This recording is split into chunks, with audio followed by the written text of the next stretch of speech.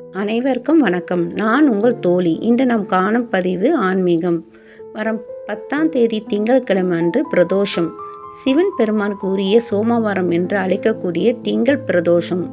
ரொம்ப விசேஷமான நாள். அன்று காலையில் குளித்து விட்டு விரதம் இருக்க முடிந்தால் விரதம் இருந்து சிவன் புராணம் படிக்க வேண்டும்.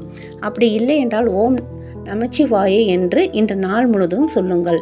மாலையில் கோவிலுக்கு சென்று நந்தி பகவானுக்கும் சிவன் பெருமானுக்கும் 16 வகையான அபிஷேகம் நடக்கும்.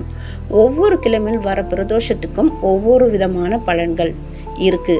இன்றைய தினத்தில் நாம் நந்தி பகவானுக்கு பச்சரிசி மாவில் வெல்லம் கலந்து நெய் தீபமும், சிவன் பெருமானுக்கு ஒரு அகல் விளக்கில் நெய் தீபம் ஏற்ற வேண்டும்.